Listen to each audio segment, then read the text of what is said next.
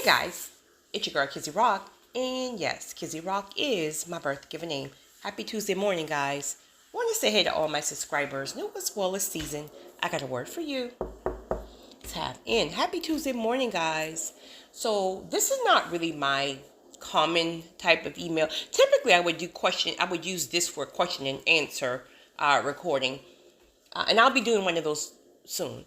So if you have any questions that you want my opinion to address, then email me. My social media email is rockkizzy18@gmail.com if you want me to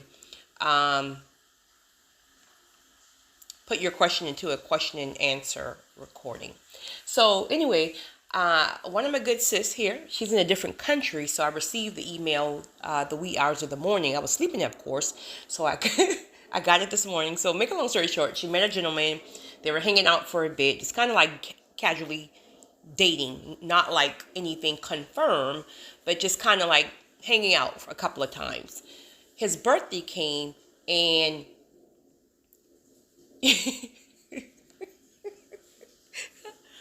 Lord, please help me get through this. I'm laughing because men and women are so different. Oh my goodness gracious, right? Men are more logical, women are more emotional, for the most part, not everybody.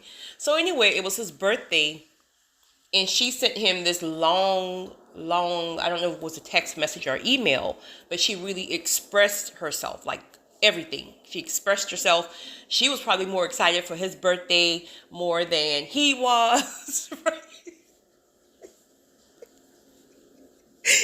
And after all of, that good stuff, he hit her back with the common thank you.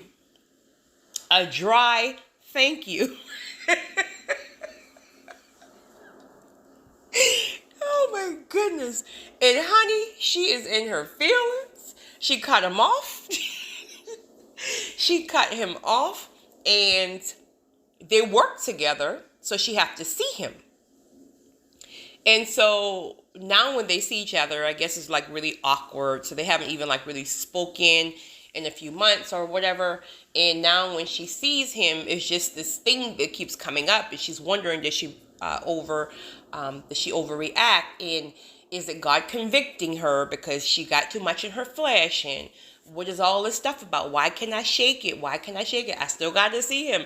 And it's just really weird, and et cetera, et cetera. So she emailed me and she asked me, do I think she overreacted? And what do I think she should do? Et cetera, et cetera. So what I said to her, and this is all my opinion, of course, with some experience in it, in the same topic. See, I too, most women are very emotional, but I'm extremely emotional. I'm an HSP, and there actually there's a term called highly sensitive people. Google it. Typically, these can be your empaths or maybe not, but there's a term called highly sensitive people. Google it. I'm telling you, as strong as I am, anybody who knows me personally knows I'm extremely, all caps, sensitive and emotional. Like I will cry on the heartbeat. Listen, right? So I'm an emotional being as well. So I get what you're saying. I've been through that. I can't stand those dry replies. Because we get all up in our feelings, right? We'll buy a card and we'll write a whole book, a whole novel in the card before we give it to them. When we get a card, we might just get love you. Right? And we're just like, could you tell me anything else? I know you love me, but can you just tell me, like, you're not? Men are just wired differently. And again, this is not all men now, because listen, for the most part, I'm speaking majority, but you got some men out here who have either learned because the women in their lives have taught them, or they watched, they were intentional about watching their woman and what she needs and how women moves, et cetera, et cetera. And then you have some guys who are just really tapped in like that. But for the most part, I think most men are just wired differently. all that emotional stuff, that's us. That's us, right? They just rather be sitting down watching the ball game or something, right? But you got women who want to sit there and take her man to go shopping with her. I can't tell you how many times I'm in a store and like you can just see the men. I mean, you could see just steam coming out of their heads because they're just sitting on the bench because while their wife shop for dresses or whatever, and they're just like, I don't even want to be here, right? So I think women, we just get too caught up in our emotions, and we got to understand that men are just different. So one thing that I had to learn, all caps, learn, is that you have to really tell men what you feel and what you want. We like to assume that they know because we think it's common sense. Like, seriously, certain things, it's just like, okay, if you do something or if you don't do something and you see I got an attitude or my little face might be a little, or I'm kind of just hitting you with a little side eye, then it's like, you should be able to assume what you just did 30 minutes ago. But some men are just different. They're just different. And so you have to sit down and have a meeting of the minds and express yourself, but don't do it when you're in your feelings like that, right? Let a little time pass once you cool down, and you have to literally in detail explain to them what they did, right? Why you were offended and how it hurt your feelings. Because a lot of the times that emotional, that stuff you're feeling inside, that rage that you just want to shake them, that's really just hurt. Your feelings are hurt. But it's not fair to them that we assume they should know what they did. Men just are straight shooters. So like they can, okay, for example, a man can say something to you without even taking the time to dissect, well, if I say this, it's going to hurt her feelings. If I say this, I'm going to be in the doghouse for 2 weeks. If I say this, I don't think they really count the consequences before they say things. And again, this is not all men. Where with women, we know we got to say something, but now we're trying to sit here and decipher, well, how can I say it? Because I don't want to hurt his feelings. I don't want him to think this and that. I don't want him to think this and that. Men ain't got time for that, honey. They're going to tell it to you. They're going to give it to you. And you just going to have to just suck it up. Right? Suck it up. Like, sir, what did you mean by that? Right? Could you please clarify? Because I don't want to assume you meant this, right? So you got to ask them to clarify if it's something that you really need clarity on. So as I stated to you, because I know you're going to hear this, but as I stated to you in the email, his thank you really could have been a heartfelt thank you on his end. Seriously, on his end. Like, that thank you could have really, really, really have been a thank you. Like, thank you. But because it wasn't thank you, and I know you went out of your way to wake up earlier this morning to create this email, probably before you had breakfast, and you got some beautiful hearts behind it, and the sun is bright, and you're just amazing. Then the thank you in your mind was dry. And I stand with you. I get it. Right? Again, I'm a perspective thinker. So I'm a whole woman up over here. So I agree with you 100%. I would have been in my feelings about it. But at the same time, from a different perspective, I know men are wired differently, and just being intentional about learning how most men operate. They don't get all. That's all us. That's all us. So I think the proper thing would have done what you should have done. And again, no judgment here, because I promise you, I would have blocked him too. I ain't gonna lie. I would have blocked him for about 30 minutes until I get out of my feelings, right? So no judgment there. But I think the proper thing to do is, after you came out of your feelings with that little dry thank you, right? After your whole novel of a happy birthday wish to him, I think you could say something by getting your point. Because see, okay, here's the thing. You got to get your point across. You got to get your point across. You got to express how you feel, because a lot of times what happens, and I've experienced this too, sometimes you get hit so much with that nagging, right? You're just nagging. And really, it's not even nagging, but whatever. They call it nagging, right? And I'm sure some women do nag, but I'm talking about when you're truly trying to express how you feel and what you need. Sometimes you'll get hit with that nagging notion so much that you just start to hold things in. That's not a good place to be, because when you start holding things in and holding things up, that resentment builds up. And this is why when a woman walks and leave, she just does so like just one day, because that resentment just built up to a point where pressure busts pipes, and there's no point of return. And then the man is like,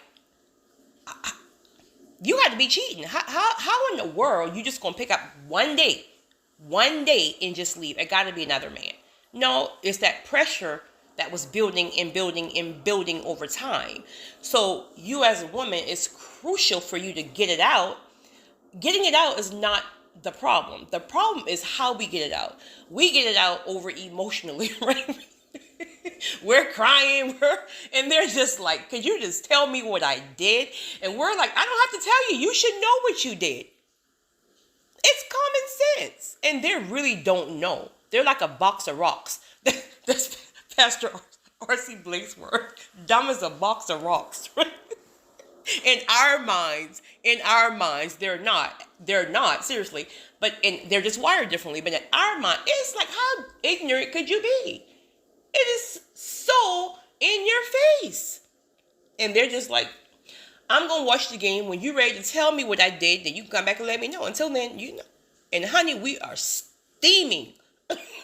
Steaming. So you got to get it out. But wait till you calm down. And then you can address how you feel. Got to have a transparent moment. And you got to move pride aside. You got to be vulnerable. Okay. It was your birthday. I woke up 3 hours early to get my words together, right? I waited for the sun to come up. And they're going to be rushing you because they don't even want to hear all that, right? Can you just get to the point? Can you just get to the point?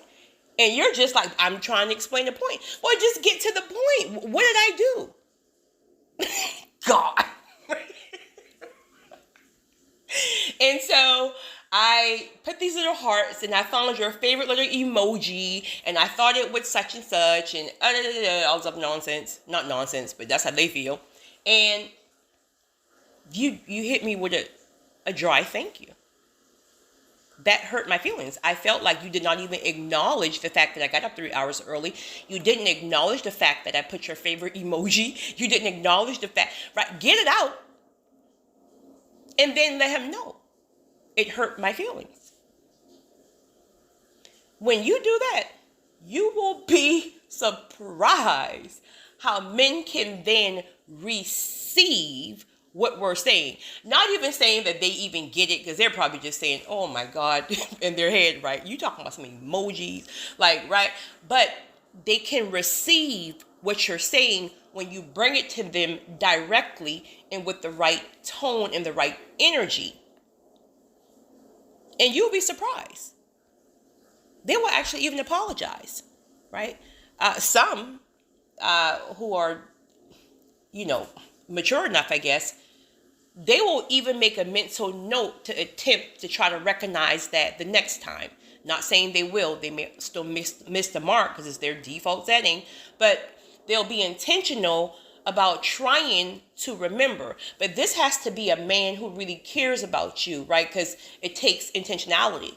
So you're intentional about things that you really care about. Like how many times men miss our birthdays or certain dates. Oh, I just had a flashback. Lord have mercy, Jesus. Right? But they'll be intentional about doing things the next time. But you got to express it in a certain way. Also, what I told you, that thing that you describe that you keep feeling, you can't shake this thing. You can't shake this thing when you see him and there's something in your spirit. That's probably a conviction, right? I mean, it's, from a fleshly sense, I'm sure it's still that thing, like, right? But it could also be a conviction that God is convicting you to go back to at least apologize for your part of assuming. See, what happens is people get on their flesh. Well, I'm not going to apologize because he should have such and such. That was dry and it was wrong, right? So I'm not going to apologize because he was wrong. But you're not getting anywhere there. That's pride. So let's just say he don't even acknowledge that his little dry response was an issue. You got to still take accountability for your part. I apologize for overreacting because I could have easily came and told you how I felt, but instead I blocked you. I blocked you and I wouldn't even speak to you at work, right?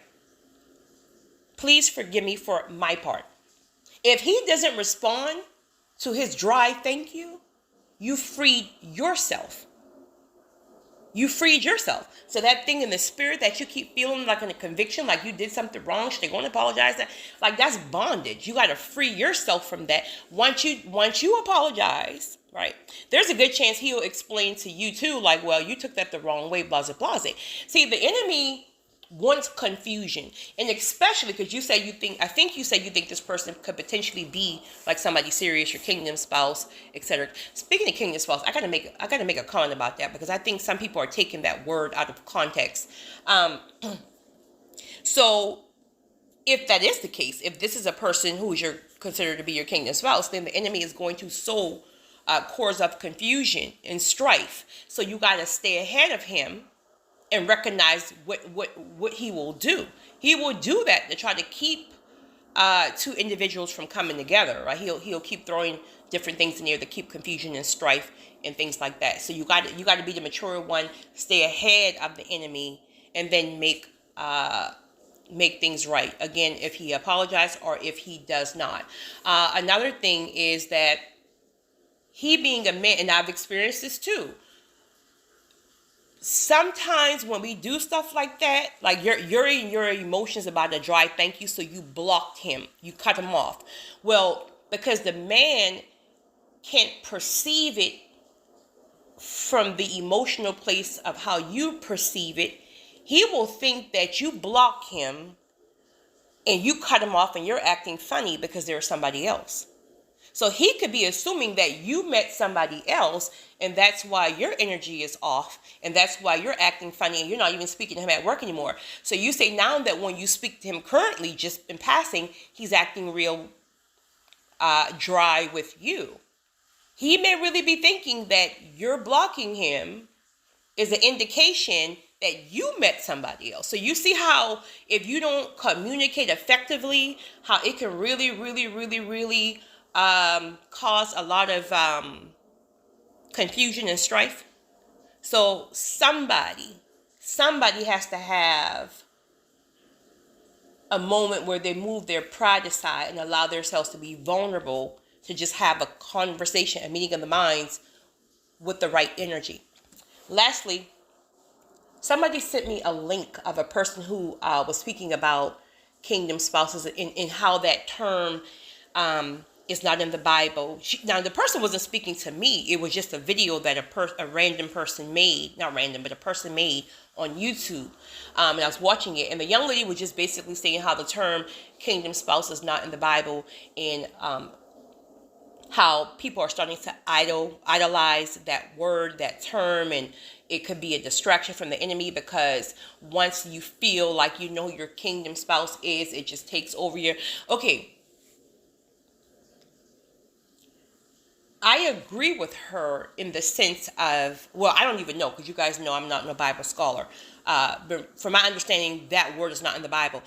And even if it is or not, I agree with her because I think some people have truly took it and molded into this word or this thing, where in reality, in my terms, and some other people that I know, it's really just an individual who God has ordained for your life, a husband, a wife, a partner, and you guys do kingdom work together. meaning purpose, calling, that type of thing. But I get what she was saying. I think people have took that thing and run with it and created this little thing, right? This thing that's quote unquote not in the Bible, versus just seeing it as, no, this is just your regular traditional marriage, but it's literally ordained for kingdom work, kingdom purpose. And that's what I was saying in one of my videos too. Everybody keeps talking about this thing, but it's like you're talking about a kingdom spouse or a kingdom partner, but what else? So if you're just talking about just a marriage, just to be say married, God says my husband or God says my wife. The kingdom is when you got, there's two ordained people coming together to do specific work for the kingdom. That's my term of kingdom spouse. Whatever people got going on, because listen, people will take things and shape and mold it where it's more new age and things like that. That ain't happening, right? At least not over here. So I just want to clarify that in case anybody was confused. I also would like your guys' opinion on this.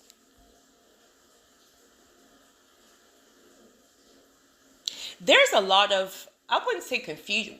I don't know if it's confusion, but there's a lot of different opinions on numbers, right? I know some people see it as new age, meaning there's a group who see it as new age, and then there's a group of individuals who say that God speaks through numbers in different ways. You might see a certain number and then you go and you read the Bible scriptures to it, or you feel like God is trying to relay a message through you through particular numbers. And then you will have these individuals arguing back and forth on that's new age, da da da da da. Well, let me just tell you guys, new age don't even come near me, point blank period. I will rebuke you on sight, you and new age, right? But I will say this. For a very, very long time, probably well over a decade, there's a specific number, and I won't even say what, but a specific number that I see from the moment I wake up to the moment I go to sleep, right? And it started off 10 years ago or 15 years ago, very subtly, just every now and then. And then as the years go on, it gets very, very profound. And I'm like, this thing is chasing me down. Like, this is weird, right? This is before I was spiritually tapped in.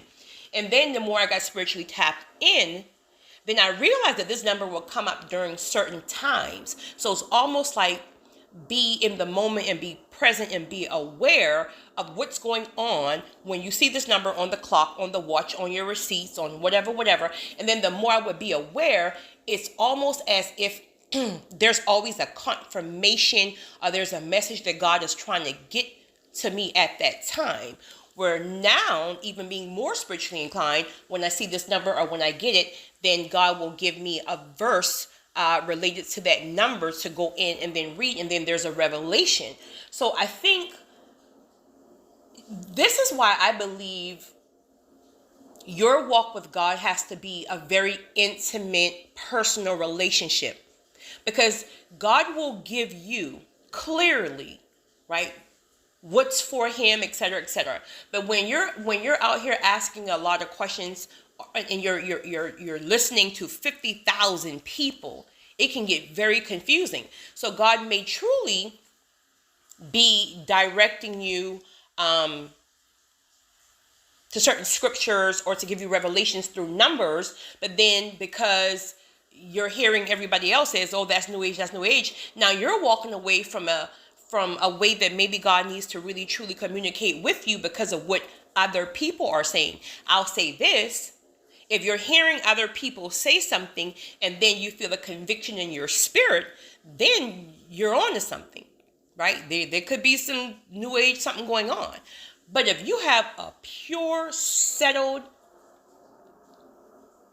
spirit, when you see these certain numbers and then you get still and you ask God what it's about and God direct you to a certain scripture or a certain such and such, listen, from what I've realized being the spiritual person I am, and spiritual just means not religion, right? Please don't take spiritual as new age, at least not with me, right? Just mean not religious, right?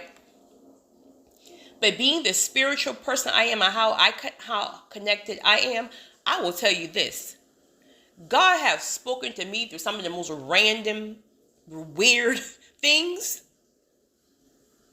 God have literally got a clear, all caps, clear message to me through an individual who was extremely mentally disabled. I mean, to the point where nobody else could even understand this individual. God will use whatever he has to use to get messages, downloads to you. You just got to know how you got to understand the relationship between you and God. I think people keep searching for answers for so many other people, and they're getting confused because they're watching 50 YouTube videos per day. You got to be careful who is pouring into you. You got to be careful of the type of energies that you're trying to really mix yourself with. Again, personally, listen, all I need is a couple, right? All I need is a couple of people. Your spirit will always tell you who your individuals are, because they will always have a confirmation, right? But even with the confirmation, there's your spirit is settled. Your spirit is calm. There's nothing rising up in your spirit. If you feel any inkling of something, like, not that you side-eyeing the person because your own fleshly stuff, but there's something in your spirit that's not settled, you don't need to be listening to that person, including myself. I know I'm solid, but if your spirit don't agree with mine, please unfollow me. And God will lead you to the person who is literally ordained to speak into your life. That's crucial. So, but I do want to know. I do want to know your opinions. Like, I don't feel there's anything wrong with it, at least not from the way me personally, me and God, me and the Holy Spirit deals with it. But I do want to hear your opinions in regards to if you think numbers are new age, or do you feel that God can speak and will speak and do speak through numbers. It's your girl, Kizzy Ross.